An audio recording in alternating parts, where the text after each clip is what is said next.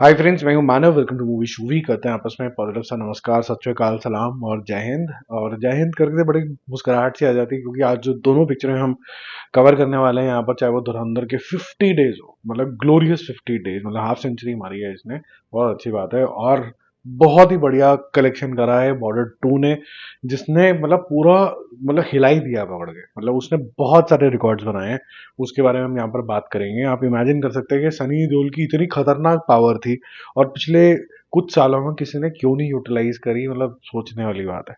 बहुत से लोग बोलते हैं कि भाई बॉर्डर टू इसलिए बनी क्योंकि गदर टू हिट हो गई। मैं तो सिर्फ ये बोलता हूँ कि किसी वजह से बॉलीवुड थोड़ा सा भटक गया था, जिसके अंदर वो अजीब से चंगू मंगू टाइप के एक्टर्स की पिक्चरें चल रही थी। फिर गदर टू आती है जो ये बताती है कि जो रियल अल्फा मेल कहते किसे हैं। ठीक है, जब ये डेफिनेशन लोगों को समझ में आई, उन्होंने बोला अब तो अपने को सारी इस तरीके की पिक्चर करनी चाहिए। तो ये गदर टू के ऊपर राइड करी हुई पिक्चर नहीं है, ये बेसिकली रिकग्निशन है उस आर्टिस्ट का जिसको थोड़ा सा साइडलाइन कर दिया गया था। और वो साइडलाइन पब्लिक ने अब होने नहीं दिया। अब उन्होंने बोला कि यार हमें इसी रूप में सनी देओल साहब पसंद आते हैं, हमें दिखाओ। खैर बॉर्डर टू का सिर्फ बेनिफिट सनी देओल साहब को नहीं जाएगा, क्योंकि यहाँ पर डायरेक्शन बहुत शानदार है और क्योंकि यहाँ पर जो बाकी आर्टिस्ट हैं उन्होंने भी बहुत अच्छा काम किया है। वो आपकी आंखों को जेन्युइनली नम कर देते हैं। जिनके दिल पक्के उनके नम हो जाएंगे, जो थोड़ा कच्चा दिल रखते हैं वो आंसू भी बहा देंगे इसके अंदर। अच्छा जाएगा। और जो चंगू मंगू हैं, फॉर एग्जाम्पल जितने भी चंगू मंगू हैं, वो बोलेंगे हमें VFX नहीं अच्छा लगा, तो ऐसे वाले भी बहुत सारे लोग होंगे। ये तो दूर के रिश्तेदार लगते हैं जावेद अख्तर साहब के, ये VFX खेल रहे हैं। हालांकि जावेद अख्तर खुद VFX की बात नहीं करते हैं, लेकिन ये उनके दूर के रिश्तेदार जरूर करते हैं। पहले बात करते हैं धुरंधर के डे 50 की। ये 75 लाख का बिजनेस करेगा, डिस्पाइट ऑफ द फैक्ट के एक सुनामी बॉर्डर टू के नाम का आ चुका है और धुरंधर 258 डे में खुद एक सुनामी है। तो दो सुनामी बैक टू बैक। तो आप कह सकते हैं कि बॉलीवुड इज ट्रूली बैक। ठीक है, ये वो लोग हैं जो पसंद करते थे बॉलीवुड को, थिएटरों में जा जाके टिकटें खरीद रहे हैं। तो इसका टोटल हो जाता है 886.75 करोड़ रुपीस और वर्ल्ड वाइड जो टोटल है 1338 करोड़ रुपीस हो जाता है। तो फैंटास्टिक रन है इसका। और अभी भी आज से 5-6 दिन पड़े हुए हैं जब इसका डेब्यू होगा नेटफ्लिक्स के ऊपर, तो ये अभी और कमाएगी। होपफुली ये धीरे धीरे करके, आज पहला दिन है जो 1 करोड़ से नीचे आया है, ये धीरे धीरे करके ये हो सकता है कि जस्ट 900 क्रॉस करे, या हो सकता है मिस भी कर दे, क्योंकि अब बॉर्डर टू की वेव है। अब बॉर्डर टू नहीं रुकने वाली है। डे वन में बॉर्डर वन ने काफी सारे रिकॉर्ड बनाए हैं। पहले तो लोग जाना नहीं चाह रहे थे कि भाई पता नहीं अच्छी होगी कि नहीं होगी, इतनी बदनामी, इतनी पेड PR करी इसकी। तो 20% से ऑक्यूपेंसी शुरू हुई, जो 60% तक टच कर गई, 65 तक टच कर गई।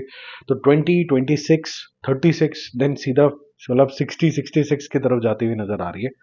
जो डे वन के ऑफिशियल रिकॉर्ड्स हैं 2025 का, 2026 तो अभी शुरू हुआ है, जो हाईएस्ट हुआ था वो था छावा का 29 करोड़, वॉर टू का था 28 करोड़, सिकंदर का था 25 करोड़, धुरंधर खुद का 24 करोड़, थामा 23 करोड़, हाउसफुल 5 21 करोड़, और सैयारा अचानक से कुछ इधर उधर से आई, उसने 20.5 करोड़ कर दिया था। तो ये 20 करोड़ अबव करने वाली जो पिक्चरें थी, छः, तो 6-7 रादर, ये 6-7 पिक्चरों का भी रिकॉर्ड तोड़ दिया बॉर्डर टू ने।